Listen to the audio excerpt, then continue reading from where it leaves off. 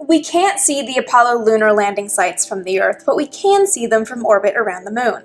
I'm Amy Shearer-Tidal, and this week on Vintage Space, we're talking about the Apollo lunar landing sites.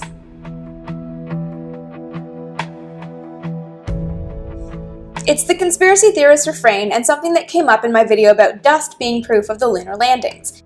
If we really did land on the Moon, can't we just turn a really powerful telescope to the Moon's surface and look at the landing sites? Well, no, we don't have telescopes that powerful, and even NASA's Hubble Space Telescope can't resolve the lunar landing sites. Hubble can only resolve features as small as about 280 feet across on the Moon's surface, so there's no way it could see the descent stages left on the Moon. The landing gear spans less than 30 feet across. But NASA's Lunar Reconnaissance Orbiter can see the landing sites, and we can compare the images captured by this spacecraft to maps NASA released in the 1960s and 1970s that show the astronauts' traverses around the Moon. Like Apollo 11.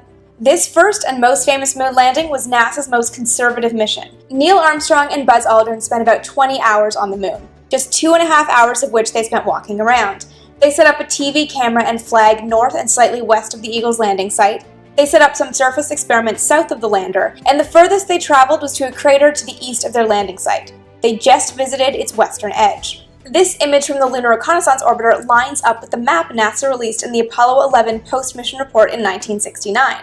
We can see the lunar module's descent stage, the disturbed regolith north of the lander where they set up the camera and flag, which was knocked over when they launched from the Moon's surface, the footsteps leading south to where they set up their surface experiments, and the path they took to the crater east of the landing site. We can compare these traverse maps to orbital photography for all the Apollo missions, and it's pretty awesome that the maps NASA released following the astronauts around the Moon line up exactly with what we're seeing from orbit today. So how well do you think the LRO images support the fact that we did land on the Moon? Leave your questions and spacey comments below, and for weekly Vintage Space updates, don't forget to subscribe.